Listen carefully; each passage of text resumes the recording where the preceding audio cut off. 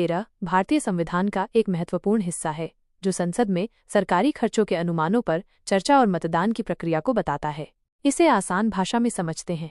सीधे शब्दों में अनुच्छेद 113 ये कहता है कि सरकार जो भी अनुमानित खर्चा बजटेड एक्सपेंसेस करती है उसे संसद की मंजूरी लेनी होती है।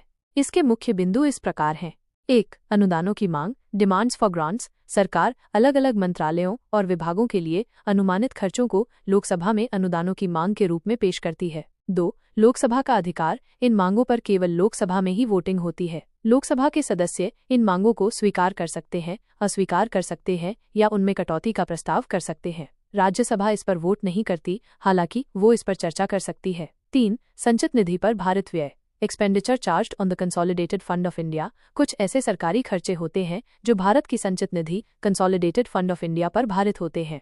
इन पर संसद में वोटिंग नहीं होती, लेकिन संसद में इन पर चर्चा की जा सकती है। उदाहरण के लिए राष्ट्रपति, उपराष्ट्रपति, सुप्रीम कोर्ट के जजों आदि के वेतन और भत्ते इस श्रेणी में आते हैं।